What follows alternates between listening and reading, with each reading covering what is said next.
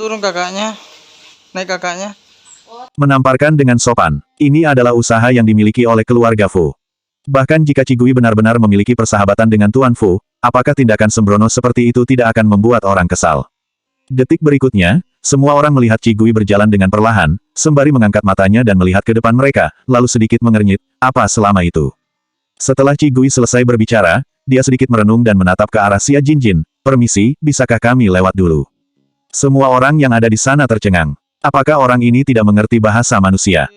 Bahkan Xia Jinjin harus mengantri untuk waktu yang lama, tapi dia bilang mau masuk duluan. Mata Xia Jinjin terlintas sedikit tatapan ejekan, dan dia menyingkir untuk memberi jalan, silahkan. Cigui menjawab singkat, terima kasih. Dia berjalan mendekat. Sun Yanyan dan yang lainnya mengikuti dengan gugup dan khawatir. Penjaga dengan tenang menghentikan Cigui, tolong tunjukkan izin masuk Anda. Cigui melepas tas ranselnya dan mengeluarkan tanda pengenal kecil dalam kantong ranselnya, lalu menyerahkannya kepada penjaga itu.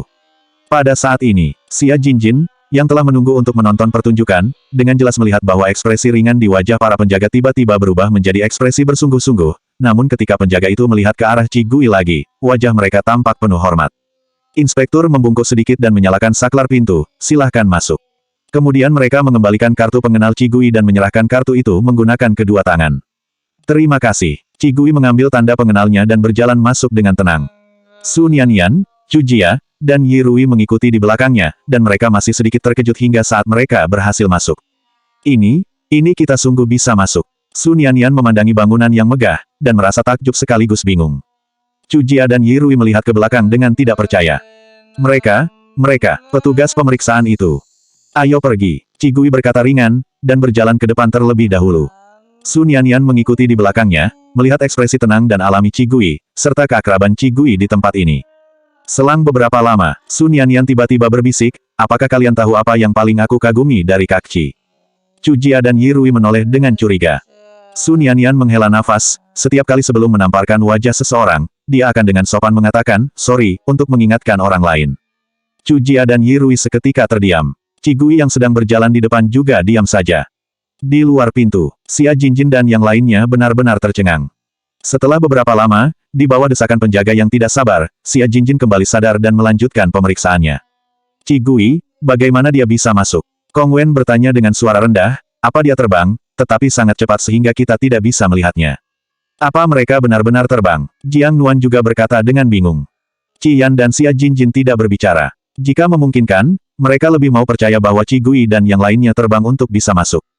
Tidak jauh dari sana, ketika dosen perempuan melihat bahwa Cigui benar-benar telah melewati Xia Jinjin, dia tidak tahan lagi, Tuan Liu, itu sudah cukup. Apakah kau benar-benar ingin dia diusir oleh staf dan mempermalukan universitas sebelum dia bisa masuk?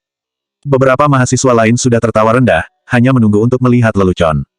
Namun, detik berikutnya, semua orang melihat Cigui dan ketiga temannya masuk ke dalam dengan sangat lancar. Peristiwa itu sangat cepat sehingga tidak ada yang bereaksi. Ketika mereka mulai tersadar, semua orang tiba-tiba meledak. Xia Jinjin bahkan belum masuk. Bukan hanya Cigui sendiri, tapi bahkan 3 orang yang dia bawa langsung dibebaskan. Berapa banyak kekuasaan dan kepercayaan yang dia miliki. Siapa Cigui itu? Ini. Dosen perempuan itu seperti telah dibutakan, menoleh dengan bingung, dan melirik Liu Yiwei. Liu Yiwei memberinya tatapan penuh arti, Bu Zhang, jangan bicara terlalu cepat lain kali.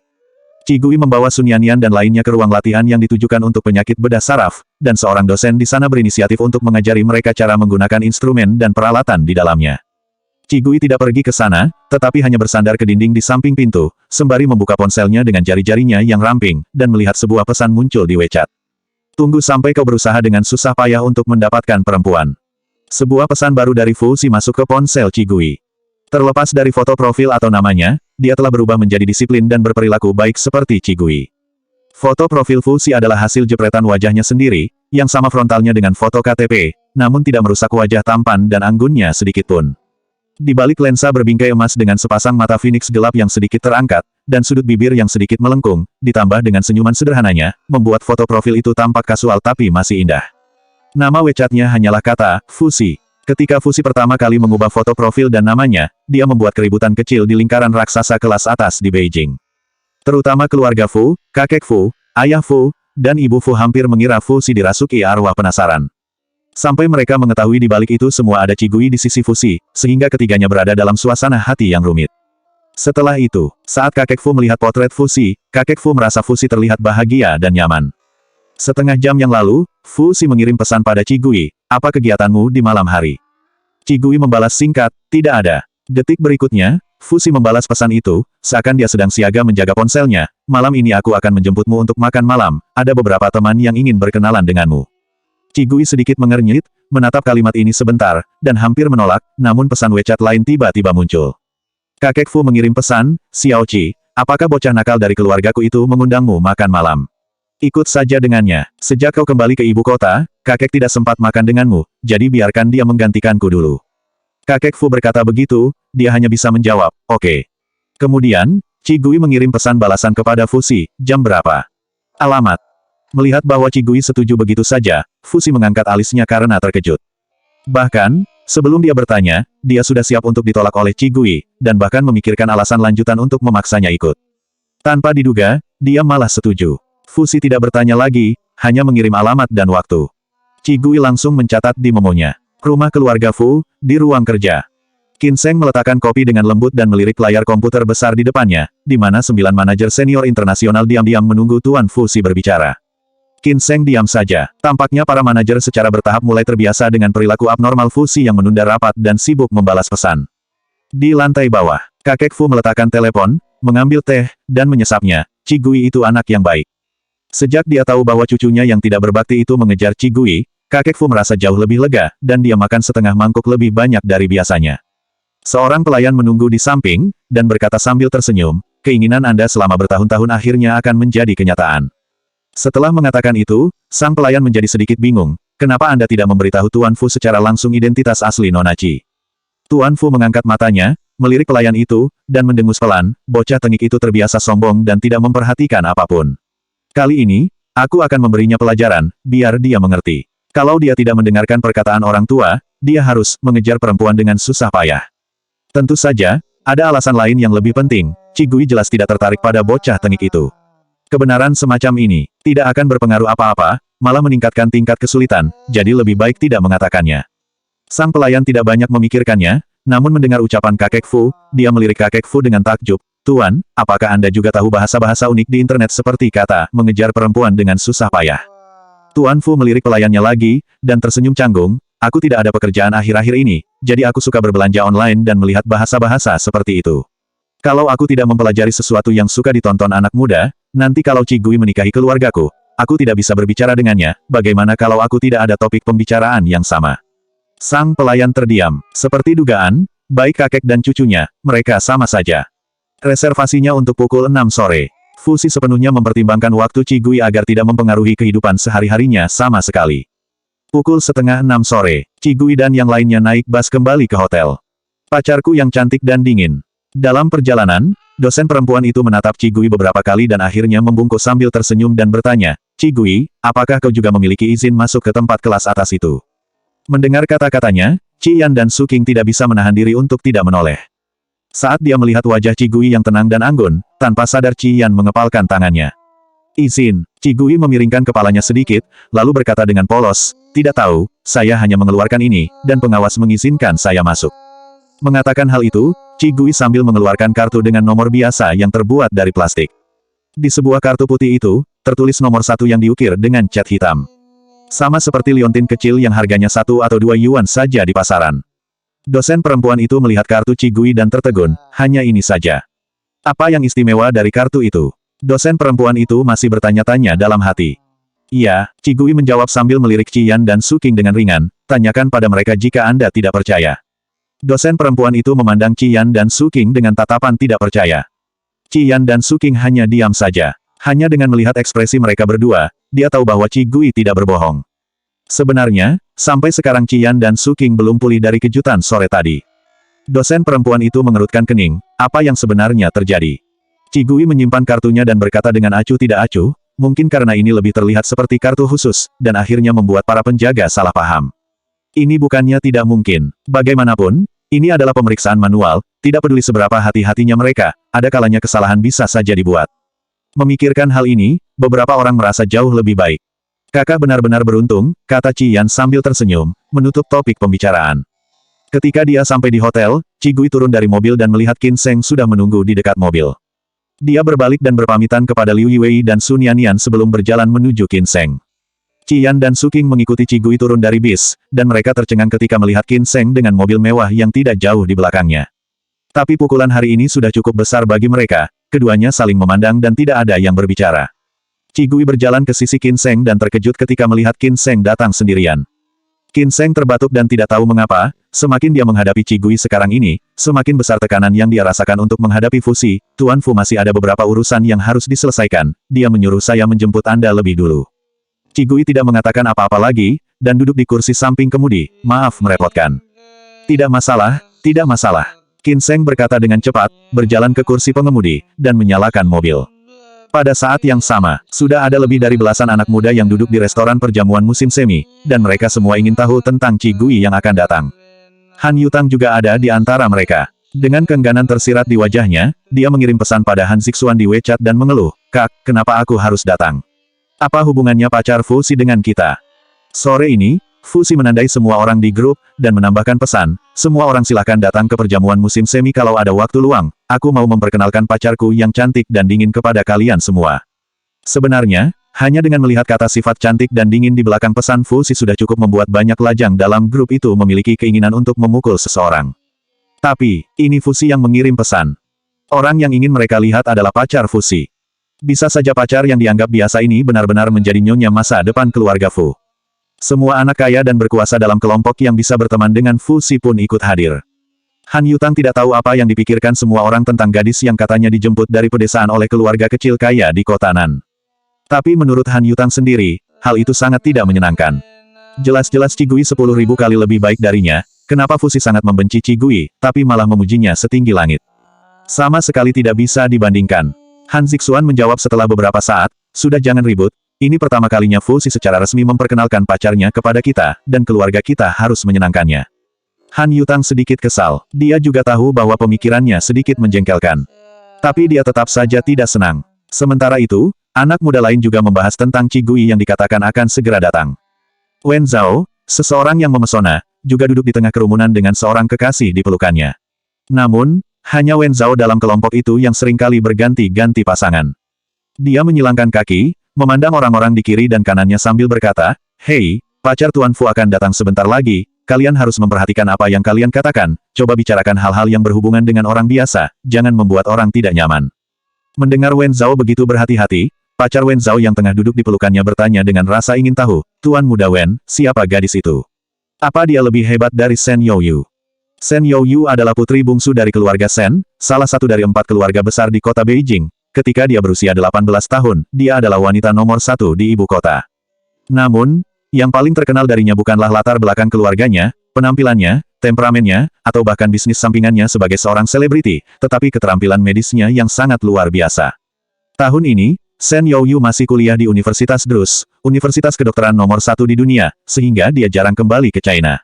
Semua orang tahu, keluarga Shen adalah keluarga medis yang telah diturunkan selama berabad-abad lamanya, tetapi dalam generasi Shen Haozi, hanya ada 2 anak perempuan. Anak perempuan tertua tidak memiliki bakat sama sekali di bidang kedokteran, tetapi dia pengusaha yang baik, dia baru saja mengambil alih perusahaan keluarga Shen tahun lalu. Berbeda dengan putri bungsunya, dia memiliki bakat medis yang sangat baik, dan banyak orang berspekulasi bahwa setelah dia lulus dan kembali ke China, kakek Shen akan mewariskan keluarga Shen kepadanya. Pada saat mereka mendengar pertanyaan pacar Wen Zhao, semua orang tertawa terbahak-bahak.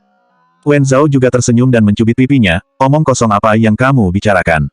Sama sekali tidak bisa dibandingkan antara keduanya. Aku dengar bahwa pacar Tuan Fu dibawa kembali dari pedesaan, dan keluarga orang tuanya hanya keluarga kaya kecil yang tidak terlalu populer.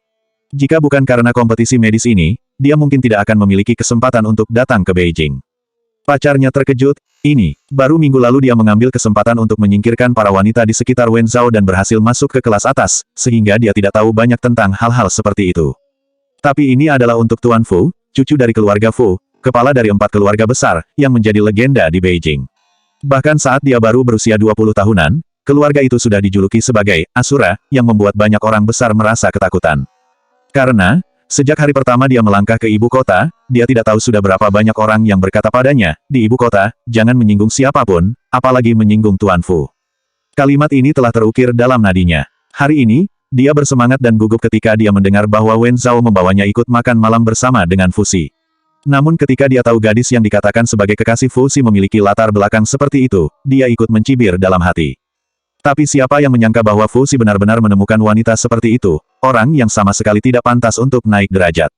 Pacar Wen Zhao berpikir sendiri, tanpa berani mengatakannya. Bukan hanya pacar Wen Zhao, ketika orang lain mendengar kata-kata Wen Zhao, mereka semua membayangkan seorang gadis pemalu dari pedesaan yang mengenakan pakaian fashion usang yang akan datang nanti. Seseorang tersenyum dan berkata, tapi dia bisa sampai berpartisipasi dalam kompetisi nasional, itu berarti kinerja dan nilai akademisnya pasti bagus. Mendengar kata-katanya, anak muda lain tertawa tidak setuju. Untuk anak-anak dari keluarga kaya, prestasi di bidang akademis adalah suatu keterampilan yang paling tidak berguna. Terlebih lagi, dalam hal kinerja, masih ada Xia Jinjin di Beijing. Wen Zhao berkata, oke, bagaimanapun juga, tidak peduli orang seperti apa yang datang nanti, kita harus menyambutnya dengan hangat. Han Yutang bahkan tidak mau repot-repot mendengarkan apa yang mereka katakan, sehingga dia menundukkan kepalanya dan mengetik, aku tidak bisa berpura-pura, bagaimanapun juga aku tidak akan memberikan wajah yang baik kepada gadis itu. Sebelum kata-kata itu selesai ia ketik, pintu restoran dengan perlahan didorong terbuka dari luar, dan sosok Qi Gui muncul di depan semua orang. Bukankah itu terlalu berlebihan? Setelah beberapa saat, seluruh ruangan jatuh ke dalam keheningan. Tubuh tinggi Qin Sheng masuk lebih dulu, dan berkata kepada orang-orang di dalam ruangan sambil tersenyum, maaf, Tuan Fu baru bisa datang nanti, kalian bisa berbincang-bincang duluan. Qi Gui mengikuti di belakangnya, dan sosoknya yang ramping menjadi lebih mungil dengan latar belakang Qin Sheng. Dia mengenakan kemeja kotak-kotak sederhana dengan setelan celana jeans yang kasual. Lengan kemeja dilipat sedikit ke atas, memperlihatkan lengan yang putih dan ramping. Rambut hitamnya diikat ekor kuda ke belakang, dan poninya dijepit, memperlihatkan dahi yang indah dan mulus. Cahaya di dalam ruangan sedikit redup, membuat kulitnya semakin terlihat putih dan fitur wajahnya terlihat lebih halus. Mata almond itu gelap dengan bulu matanya yang panjang dan ramping. Qi Gui benar-benar memantulkan cahaya, seindah obsidian. Dia hanya berdiri di sana dengan tenang, semua orang yang ada di sana tampak berperilaku baik dan hanya diam dalam keheningan. Pemandangan itu sangat indah sehingga mereka semua tidak bisa mengalihkan pandangannya dari Qi Gui. Qi Gui melirik ringan orang-orang di dalam ruangan, ia berhenti sejenak menatap wajah Han Yutang, lalu berbalik dan menyapa dengan tenang, halo semuanya, saya Qi Gui, teman Fuxi. Mereka semua terdiam, dan mau tak mau mengutuk dalam hati. Suaranya juga seperti mata air jernih yang menabrak bebatuan di aliran sungai, suaranya sangat indah. Dia ini benar-benar dibawa kembali dari pedesaan, bukan dari keluarga kaya di Beijing. Sebelum semua orang pulih dari keterkejutannya, Han Yutang tiba-tiba berdiri. Ekspresi wajahnya sangat gembira sekaligus bingung, dan dia membuka bibirnya dengan hati-hati, Kak Qi. Tak kusangka-sangka, cepat duduk. Han Yutang dengan cepat menyingkir dari tempat duduknya dan dengan hati-hati mempersilahkan Qi Gui untuk duduk di sebelahnya. Melihat adegan ini, semua orang mulai sadar dan tercengang. Apa-apaan, anak ini terlalu pintar, dia bahkan langsung memanggilnya, Kak. Sebelum kebingungan semua orang berakhir, mereka melihat Han Yutang menumpuk semua buah-buahan dan minuman di atas meja depan Qi Gui. Senyum di wajah Han Yutang seperti anak yang rajin dan patuh, benar-benar berbeda dari penampilan cerobohnya di awal, kau coba ini dulu, kalau tidak sesuai dengan seleramu, aku akan memesan lagi. Semua orang di sana semakin terkejut. Tidak, meskipun status sosial Han Yutang tidak sebagus Fuxi, tapi identitasnya tetaplah seorang tuan muda dari keluarga Han. Bahkan jika hal itu untuk mencari muka pada Fuxi, bukankah ini agak terlalu berlebihan? Wen Zhao adalah orang kedua yang sadar sepenuhnya dan melangkah maju dengan antusias. Kak Qi, jangan sungkan-sungkan kepada kami, semua orang berteman di sini, ayo kita mengobrol. Melihat Wen Zhao seperti itu, yang lain akhirnya mengerti, dan buru-buru melangkah maju untuk menyambut Qi Gui dengan hangat. Mereka yang bisa memasuki ruangan ini semuanya adalah orang kelas atas. Tidak peduli apa yang mereka pikirkan di dalam hati mereka, tuan muda dari dua raksasa ibu kota memperlakukan Qi Gui sebagai harta karun, sehingga mereka cukup bingung dan tidak tahu harus berbuat apa. Awalnya, Wen Zhao dan beberapa orang lainnya berpikir untuk menyesuaikan diri dengan Qi Gui. Namun saat mengobrol, mereka sedikit ketakutan menyadari bahwa kekasih Tuan Fu ini berbeda dari yang mereka bayangkan sebelumnya. Meskipun Qi Gui tidak banyak bicara, dia terlihat seperti dibesarkan dengan sangat baik oleh keluarganya. Bahkan seperti seorang wanita berkelas melebihi beberapa gadis muda di keluarga kaya Beijing. Namun semua orang tidak begitu mengerti, entah itu hanya ilusi mereka atau bukan, ketika Qi Gui berbicara, dia tampak sengaja menyesuaikan obrolan dengan mereka. Terkadang dia berhenti sejenak untuk mengatur bahasa sebelum berbicara kembali. Beberapa orang di sana masih tercengang. Hati mereka terasa sedikit rendah. Beberapa orang menyadari kemampuan dirinya sendiri, sehingga mereka berhenti mengobrol dengan Qi Gui dan membubarkan diri setelah beberapa saat. Pada saat ini, Han Yutang bertanya kepada Qi Gui dengan suara rendah, Kak Ci, apa Tuan Fu tidak tahu identitasmu? Ci Gui mengangguk. Han Yutang memahami suatu hal. Bagaimana bisa pasangan bahkan tidak tahu identitas asli pasangannya satu sama lain? Ini hanyalah angan-angan fusi. Han Yutang tiba-tiba memikirkan sesuatu. Di masa lalu, Han Yutang selalu berpikir bahwa Ci Gui adalah peri dari langit, tanpa emosi dan nafsu manusiawi, hampir tidak mungkin baginya untuk menikahi seseorang. Tapi sekarang, karena peri sudah turun ke bumi, apakah itu artinya kakakku juga punya kesempatan? Setelah Han Yutang berpikir seperti ini, dia langsung mengambil ponselnya dan mengirim pesan WeChat ke Han Zixuan. Kak, tunggu saja, aku akan mencoba mengambil kakak iparku untukmu. Tepat setelah mengetik beberapa kata terakhir, pintu ruangan terbuka lagi, dan Fu Si berjalan perlahan dengan senyuman di wajahnya. Selanjutnya bab 176 jangan biarkan dia buat masalah.